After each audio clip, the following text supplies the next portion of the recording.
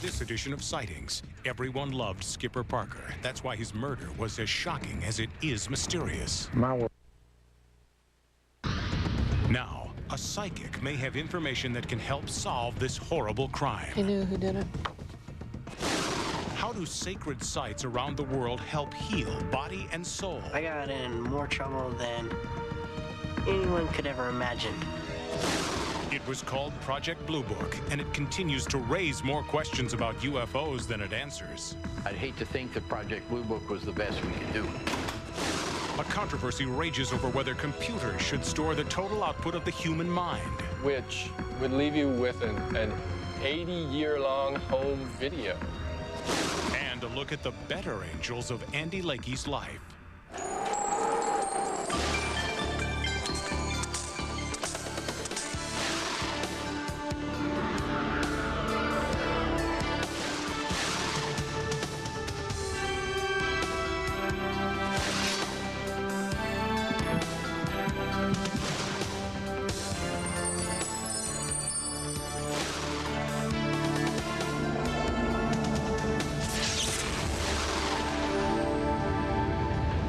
Welcome to Sightings. I'm Tim White. A teenage life cut short, a senseless murder, no witnesses. It's a story told too often in the news. The names, the faces may change, but the family's grief and law enforcement's frustration never change. In North Carolina, where the brutal murder of Skipper Parker remains unsolved, his parents have vowed to try everything before they give up. Will it be a psychic detective who finally cracks the case?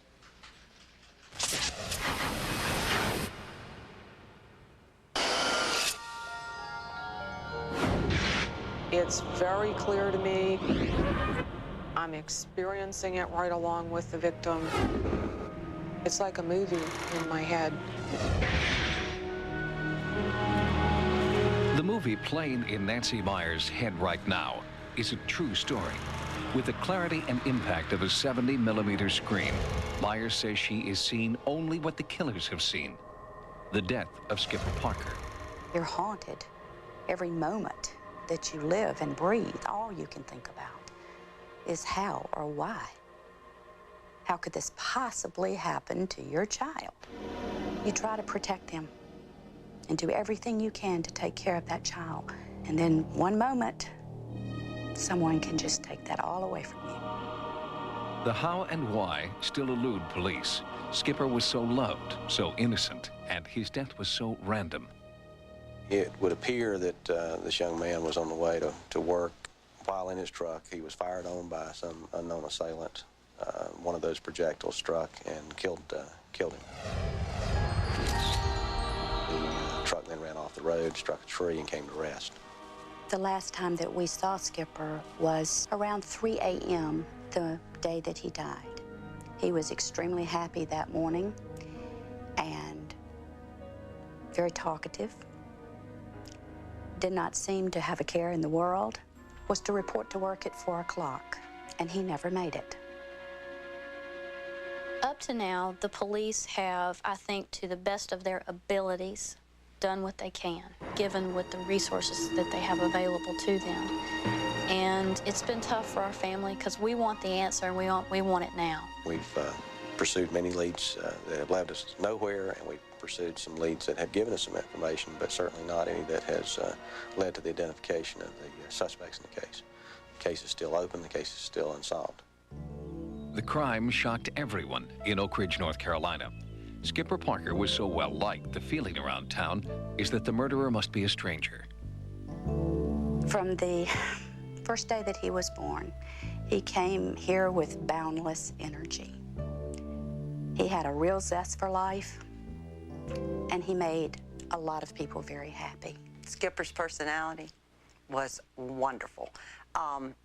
He could befriend anyone. He found the good in everyone.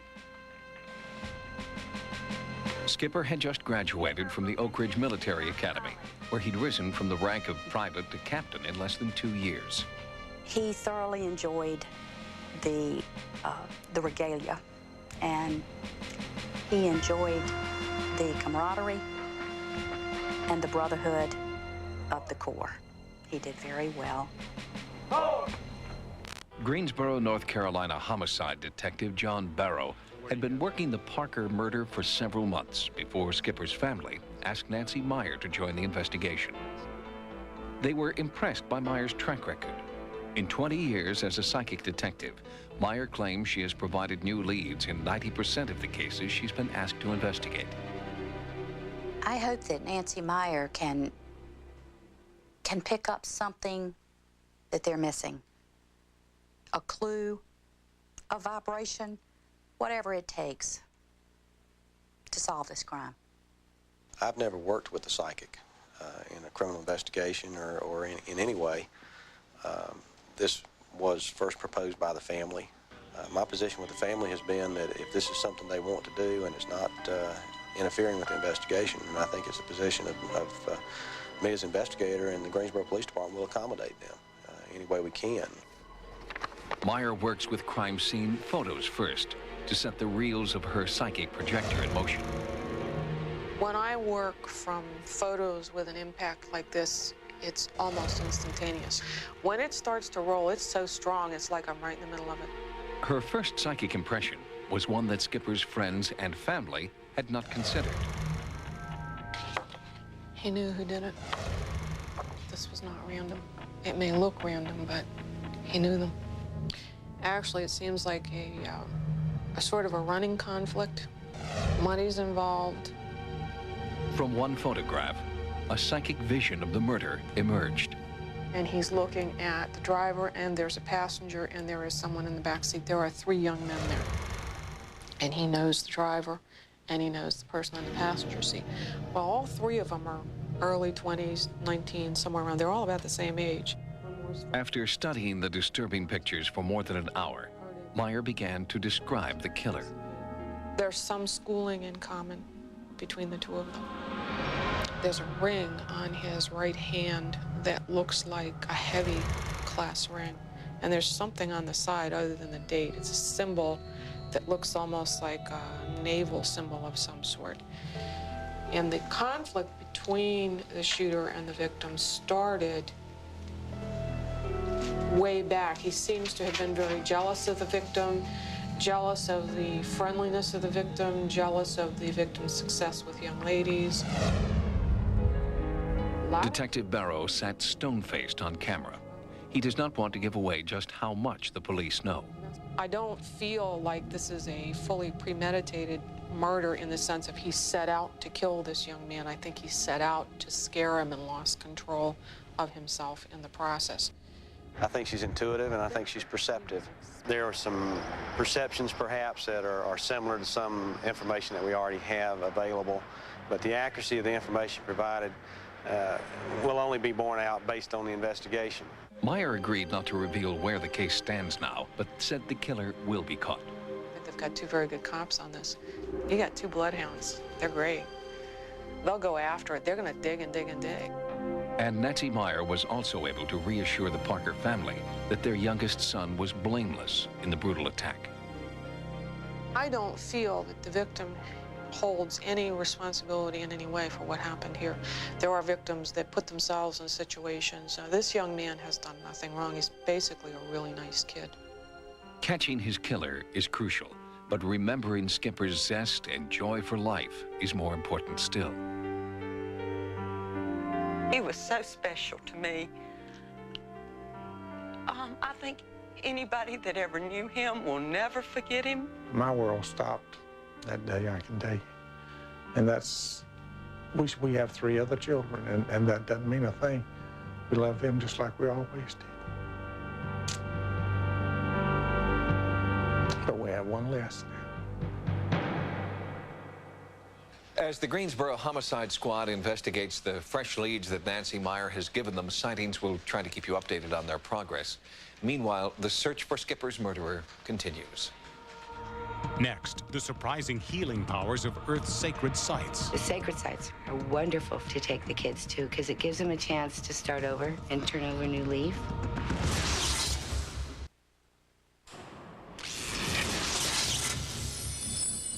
Teachers who work with troubled kids know that the only rule is that there are no rules. And as so often happens, programs that were once tried and true just don't seem to work anymore. Perhaps that's why new and controversial programs that expose teens to the paranormal are gaining a foothold in the classroom.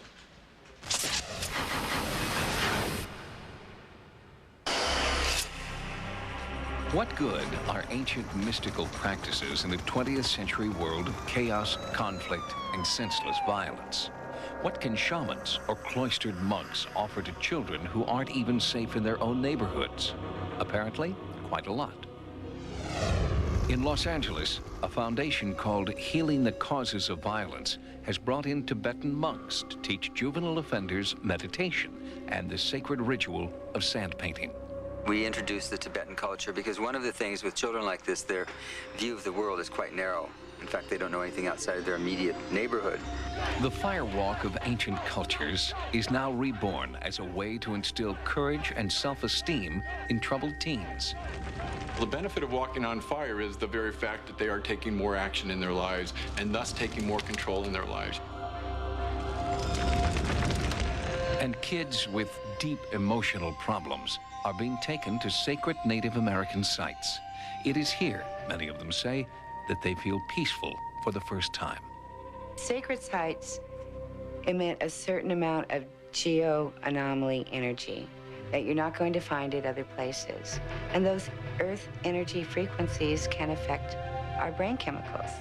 And that brain chemistry can make changes in our attitudes, in our actions, and in our health. Bernice Barlow has two careers. She is an Earth Mysteries researcher and writer who has long espoused the healing power of Native American sacred sites. Bernice is also a counselor who works with out-of-control teens.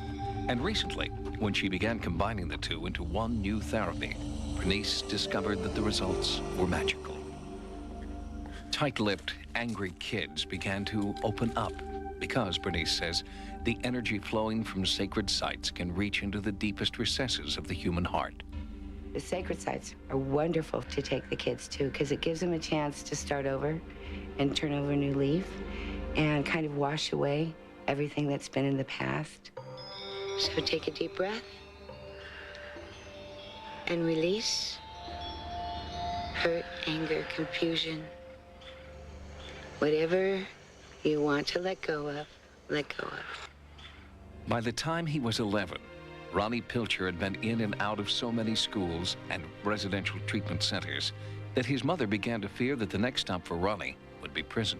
He wanted to run the streets. He wanted to get in and out of trouble. He's always breaking things up. I got in more trouble than anyone could ever imagine because I'd do anything just to get in trouble.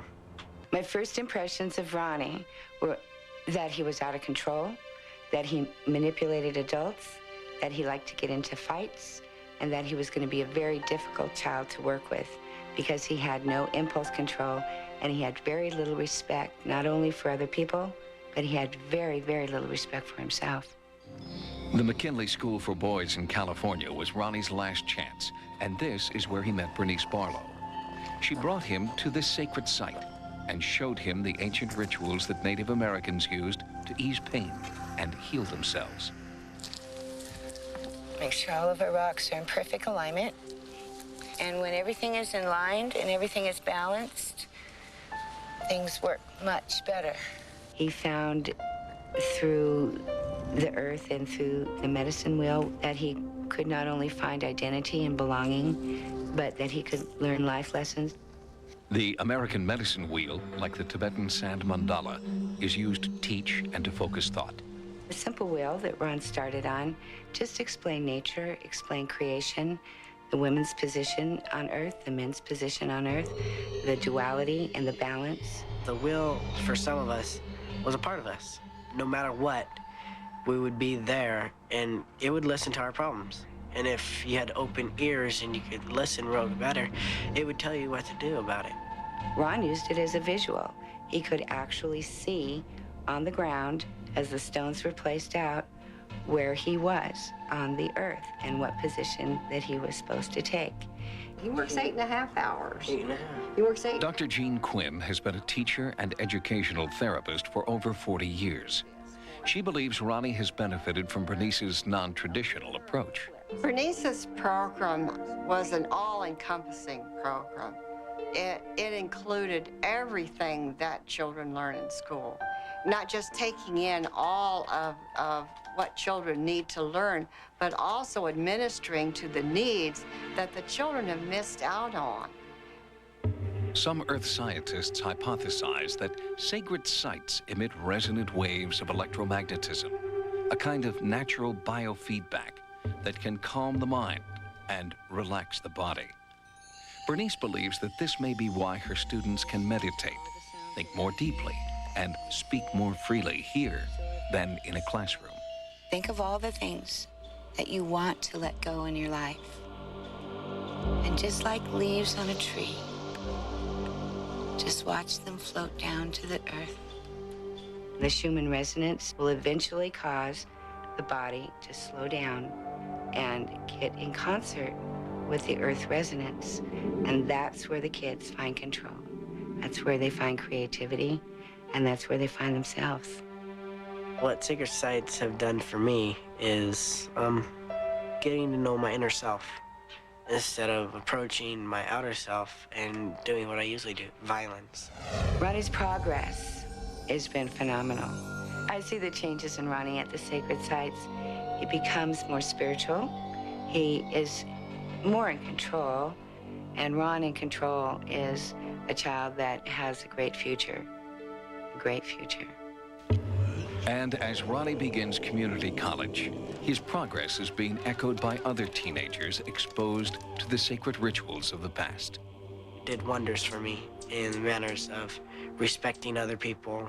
The sacred sites are a source of energy much greater than you can ever think of. Since his exposure to the Sacred Healing Program, Ronnie Pilcher has formulated a plan for his own future. First, he plans to finish college, then enlist in the service. Ronnie tells Sightings that his ultimate goal is to become an Army medic so that he can dedicate his life to helping others. Next, getting inside Area 51. The astrological signs of the times. And later, re-examining Project Blue Book.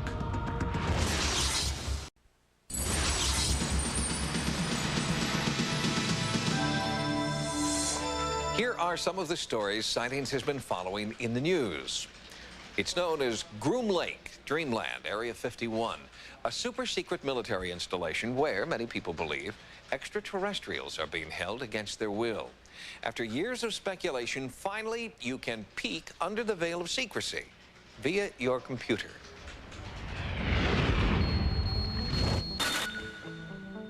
On the World Wide Web, Dreamland Interactive is the closest most people will ever get to entering Area 51. Information on the Dreamland site comes from declassified documents and secret sources, with an ample sprinkling of rumor and conjecture. Longtime UFO researcher Ernie Green has designed the site to resemble a virtual Area 51, where users can explore and then discuss UFO projects. The site also covers a wide array of other UFO-related topics, including aliens, black projects, government disinformation, and abductions. New images are being added all the time, such as this newly discovered crop circle, and more cattle deaths, which some say are UFO-related. Green prides himself on being a hands-on designer and ufologist, and he says he is constantly updating and expanding his site. If you'd like to connect with Dreamland Interactive, the address is www.fordreamland.com.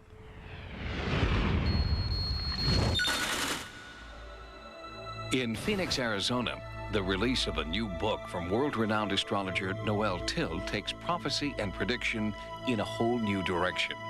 In Predictions for a New Millennium, Till has compiled an unusual collection of birth charts, but these don't chart the future path of any individual. Rather, the future course of nations. Nations have birth data. They are born just as individuals are. We have an imprint placed upon us by the time, date, place of our birth. This portrait becomes your personality, your list of potentials, the dynamism of your presentation to your future. Critics charge that Till's predictions are based on a pseudoscience more relevant for comic books than world leaders. But Till's traditional research methods and computer simulations do seem to give him an edge. There's nothing supernatural about it. It is a method of measurement. It's like projecting stocks, or predicting the weather, or a doctor telling you about the prognosis for a disease. In the past, Till has impressed even his detractors with accurate predictions about the fall of the USSR, the Gulf War, and the Arab-Israeli peace accord. As an astrologer, I know the past feeds the future. And we were able, in studying the past in a special humanistic way, to come up with the themes that will change the world. Till predicts that China will dominate economically and the U.S. will dominate politically. A president will die in office near the turn of the 21st century, and Till believes that the year 2005 will be the most dramatic in the history of humankind. 2004 and 5. The United States has a tremendous probability of making contact with outer space intelligence. And Till says this contact will redraw the boundaries of not only the cosmos, but of Earth, and that a new age of global accord will emerge. We'll have more stories in the news next time. Now, here's what's coming up as Sightings continues.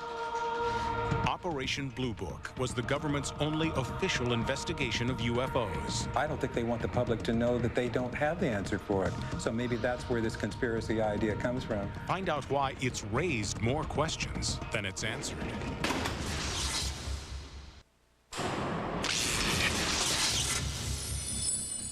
In 1969, the Beatles were in, short hair was out, and the Air Force slammed the door on Project Blue Book, the U.S. government's only acknowledged study of UFOs and extraterrestrials. By terminating official interest in flying saucers and little green men, the Air Force thought that public interest in UFOs would also disappear. It didn't, and it still hasn't.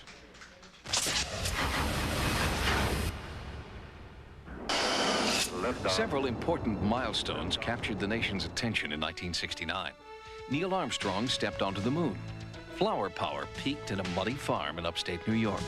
And the war in Vietnam was raging under Richard Nixon's watch. And on December 17, 1969, few were aware that the Air Force, with little fanfare, terminated its 22-year-long Project Blue Book. Veteran UFO investigators like Don Berliner have been asking why ever since. From the shutting down of Blue Book until today, the Air Force hasn't said anything beyond, we've studied the subject, there's nothing to it, we've lost interest. I don't believe it. Berliner believes that the military has covered up the UFO reality from day one, ever since the very first sighting the Air Force examined, Kenneth Arnold's disturbing saucer sighting of 1947.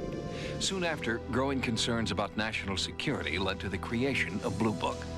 Since the Air Force has the responsibility of protecting our skies, if there's something flying around, they better know what it is. Because there was fear initially that they might be Soviet. As the program grew and additional sightings were investigated, they suddenly decided, well, there is a possibility that these things are from extraterrestrial origins. This didn't go down well with the higher-ups. They wanted everything explained, no matter how it was done. The kind of explanation the higher-ups were demanding was not one that countenanced visitors from another planet. This was never more evident than in 1952, during the infamous UFO flap over Washington, D.C. Despite solid radar returns, Blue Book said it was either weird weather or a misidentified weather balloon. Hundreds of reports showed the data and the explanation have no relation to each other. A typical case, two military pilots chase something that looks like an aluminum 50-foot disc. And when it's all over, Blue Book decides that it was two balloons, not one. They only saw one thing, but it ends up as two balloons. It's not the sort of thing where you could argue the fine points. There are no fine points. Even the Air Force conceded that they couldn't explain everything. When Blue Book closed in 1969, 5% of all cases were still categorized as unknown. Ufologists say the government is being less than candid about what they really know. But a filmmaker and Defense Department consultant disagrees. I don't see a cover-up. I think that they're very puzzled by this phenomenon and can't get a handle on it. And it's sort of like, I don't think they want the public to know that they don't have the answer for it. So maybe that's where this conspiracy idea comes from. Robert Friend headed up Blue Book from 1958 to 1963 and insists that the project was open-minded about UFOs. UFOs exist, alien spacecraft, that's another thing. I don't believe all these people are running around reporting things that they imagine. They see something, and that's a UFO. It's unidentified, and it's an object. But that's still not an Air Force mission. The Air Force's concern was whether or not it had any intelligence value and whether or not it constituted a threat to our national security. Ufologists don't believe that Robert Friend is hiding the truth, just that he wasn't in on all the secrets. Whether or not there was a second or third investigation behind the smokescreen of Project Blue Book is still highly debatable. I certainly hope there was. I'd hate to think that Project Blue Book was the best we could do. If a hidden agenda existed, Berliner was determined to expose it.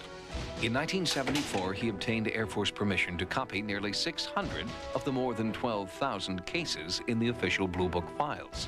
There were dozens of file drawers full, and I only had a week, so I had to concentrate on the unexplained cases. And so I managed to get all the information, including witness names.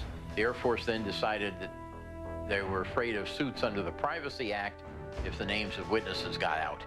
So they pulled the files out of circulation, removed all identification of witnesses, forgetting that I already had hundreds of them. The Air Force sent the newly censored documents to the National Archives in 1976, and those are what UFO researchers will find to this day. Thousands of documents with identifying information blacked out or unreadable. They wanted to make it as difficult as possible for people to reinvestigate cases. You can't tell if a report came from a nearsighted plumber or from the commander of an Air Force fighter squadron. According to Friend, blackouts protect private citizens, not the government. I'm not saying that there isn't life somewhere in this huge cosmos. What I am saying is that I don't believe that anyone yet has solved the problem of getting across these vast distances. One Blue Book investigator who didn't toe the party line was J. Allen Hynek, an astronomy professor who would later coin the term close encounters of the third kind. Dr. J. Allen Hynek was the Air Force consultant in astronomy, and he had been working for the Air Force since 1948. He had been a rather avid skeptic about the whole thing until he got to the Lonnie Zamora case. In 1964, Lonnie Zamora reported that an ovoid spacecraft had landed near Socorro, New Mexico. It was a pivotal case for a lot of skeptics because Zamora, a police officer, was such a credible witness. And his report was followed by more reliable sightings all over the country. So many, in fact, that at Hynek's urging, the Air Force commissioned its first scientific UFO investigation. And the University of Colorado took the contract for about $500,000 and studied it for about 2 years before they issued their report. And then when their report came out negative, then the Air Force said, okay, we're out of the UFO business. Hall believes the panel was intentionally misled and that their report was an elaborate ruse and a defining moment in UFO history. Stanton Friedman defines it as the moment the government alienated millions of its people. Most people think most people don't believe in UFOs, even though all the polls have consistently shown not only that most people do believe in UFOs, but that the greater the education, the more likely to believe in UFOs. The legacy of Project Blue Book is that the Air Force could have done a terrific job of investigating thousands of potentially important UFO cases, but didn't. A ton of information was ignored. But the information is out there, somewhere, and we all have the right to see it, ufologists say. But while researchers continue to unearth evidence of a cover-up, the Air Force continues to insist that UFOs pose no threat, do not advance science, and do not come from outer space. But lingering doubts, even within the hallowed halls of the Pentagon itself, indicate that the death of Blue Book may have been premature.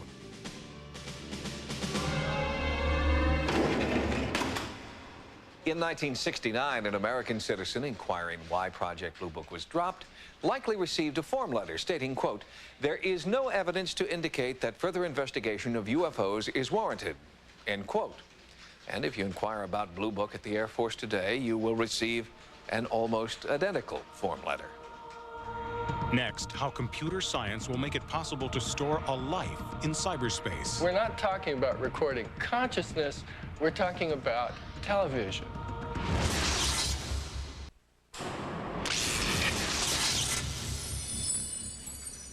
Will cyborgs one day rule the galaxy? Researchers at British Telecom have already conceived of a device that makes a future world of human replicants a distinct possibility. The idea is founded on the theory that extraordinary advances in microchip technology will soon allow you to record for posterity everything you see, feel, and think.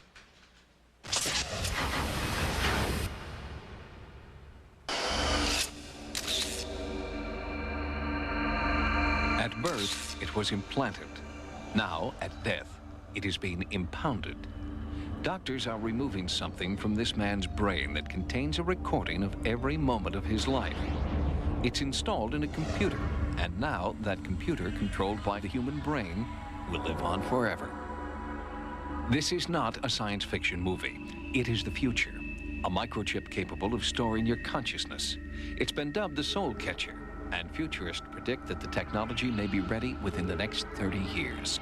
I think it would just take the form of a record of what your mind was doing at that time, what impulses were coming into your mind, what you were seeing through your eyes and hearing through your ears and so on, maybe even what you were feeling, all the different impulses into your brain. Ian Pearson is a professional dreamer. As a futurologist for British Telecom, the worldwide communications giant, Pearson's job is to predict the future, not through a crystal ball or tea leaves, but with scientific vision. What I do is I talk to a lot of experts and I read a lot of industry press and so on, and try to keep well informed on what's happening now and make some guesswork as to where it's going to be in X years' time. Pearson conceived of the soul catcher after figuring out that the sum total of an 80-year-old's consciousness equals 10 terabytes, 10 million bytes of computer memory. An amount, says Pearson, that computers will soon be able to process. We expect a computer by 2015 to have roughly the same memory capacity as you do, and we expect it also around about the same time, plus or minus 5 years, to have the same intelligence. No one questions Pearson's time frame for the necessary technology, but could a plastic machine loaded with your consciousness ever really be you? Well, if I have this right, they're talking about implants that would record all of an individual's audio-visual input throughout their lifetime, which, as far as I can see, would leave you with an 80-year-long home video. It's a very Western concept of existence. William Gibson burst onto the science fiction scene in 1984 with the publication of Neuromancer, in which he coined the term cyberspace. In his screenplay for Johnny Mnemonic, Gibson wrote about a man who could upload his brain directly. But the reality of recording and storing human consciousness in a computer, Gibson says, is not even close to science fiction. Imagine that we could go back and implant one of these things for one day in Einstein, and then get it back to the time machine and run it back. We're sitting there, Einstein has stopped, he's looking at a tree. He looks at the tree for 15 minutes, and then he walks on. What we all want to know is, what was he thinking about? Which we don't know. So we're not talking about recording consciousness, we're talking about television. Doctors and scientists who study the brain agree. Human consciousness isn't simply a matter of record, rewind, and play back. The whole notion of uploading the wiring in someone's brain at death so that you boot up the computer and there's the person back. The sort of pure mind in silico, notion that you get from this, I think is very unlikely, simply because a brain without a body is really a fish out of water. William Calvin is a theoretical neurophysiologist at the University of Washington in Seattle. In his just published book, How Brains Think, Calvin puts the notion of a soul catcher implant in perspective. That sort of neural tap is further away than I think people realize. We don't know the coding schemes yet that you'd have to mimic to do these things. We are capable of only handling about a dozen nerve cells at the same time with any precision. And that to do anything fancy would require millions. Building a computer with enough memory to replicate the way the human brain works may be centuries away, but perhaps that is not the only way to create true consciousness in a machine. We'll get a lot better at some point. There has been work done that it has people actually controlling computers, especially people with severe handicaps, with the nerve signals from muscles in their head. Computer engineer Keith Henson has devoted much of his career to the exploration of computer-brain interface. As nanotechnology comes along, we'll be able to tap into what's going on in human brains, being able to actually, if you will, eavesdrop on the connections that are being made between nerve cells. And something very close to telepathy will exist between human beings and their computer counterparts. Nanotechnology is a newly emerging field of engineering that's working toward building machines smaller than a single human cell. In lay terms, instead of putting your brain in a computer, we'll have the ability to put a computer in your brain. But does an essentially battery-operated brain without a body equal immortality? I would define relative immortality as some sort of ongoing consciousness for me, as opposed to those models in which, say, my consciousness is downloaded into something else, which then becomes immortal. But I have to stand there watching it walk away, and I will subsequently die. So personally, if they can't continue my consciousness from in here, from this point, it's not immortality. While it is true, as William Gibson says, that we know very little about the essence and the mechanics of human consciousness, it is also true that figuring out what makes us who we are is not beyond knowing. It's very difficult to know exactly what people will do with such kinds of abilities. I think that we are far less than a century away from, if you will, almost transcendent humanity. People that are so far above us in their ability to think and to comprehend and to understand the universe that's around us that it will be very difficult for them to even relate to our era. It should be emphasized that right now, soul catcher experiments are still at the theoretical stage. But the ethical implications of human testing need to be addressed now. We should start to formulate an ethical standard for microchip implants before computers decide for us. Next, the angelic mission of a former drug user. Instead of going home and doing a line of Coke or drinking a beer, I wanted to create my angels.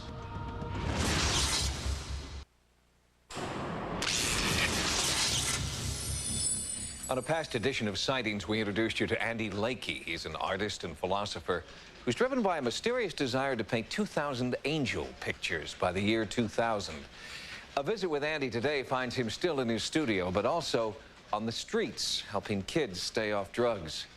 He's developed his own unique program because Andy once walked that dark road himself and knows how to fight back and win.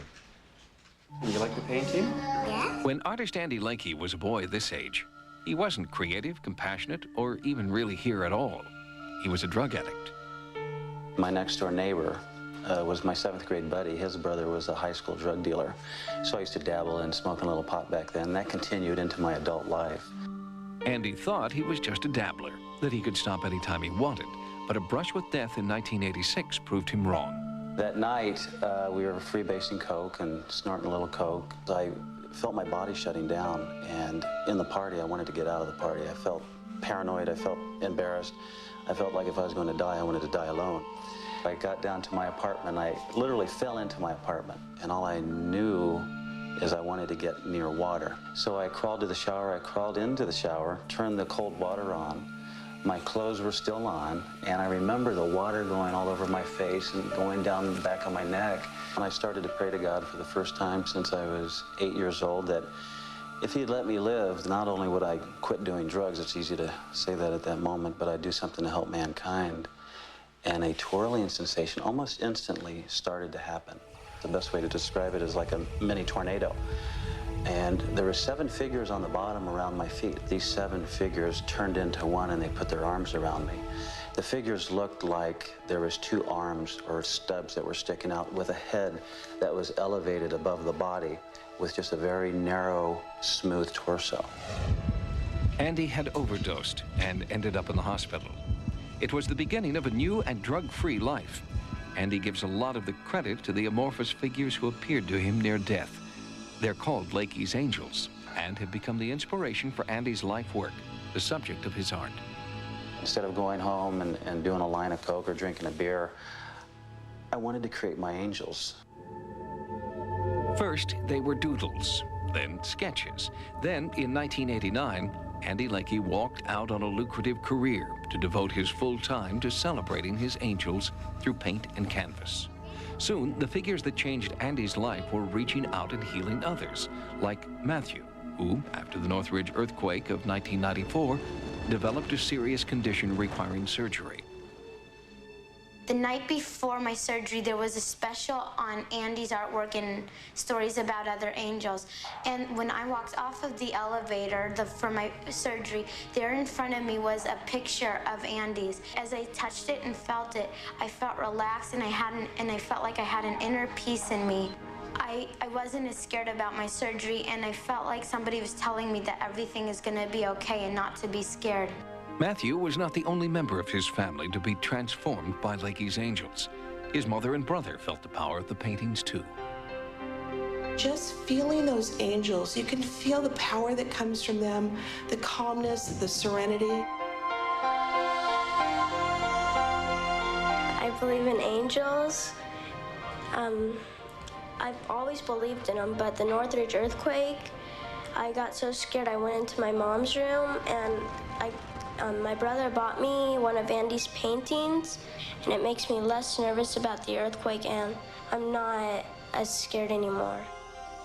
When Sightings first brought you Andy Lakey's story, he had just completed 1,000 of the 2,000 paintings he said the angels had asked him to complete by the year 2000.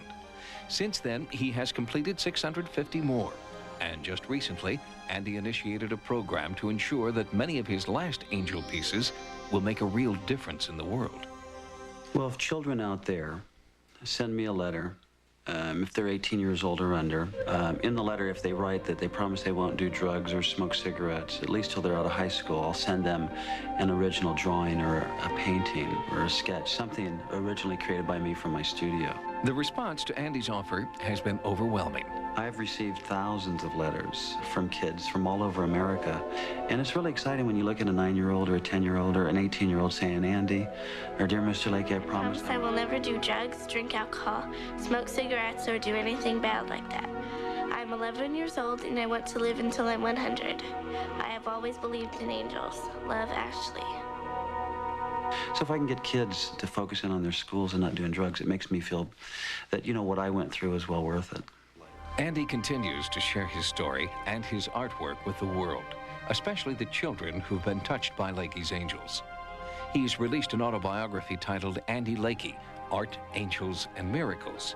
And he has a webpage that Andy hopes will be a permanent ray of hope in cyberspace. I was a person on a path of self-destruction.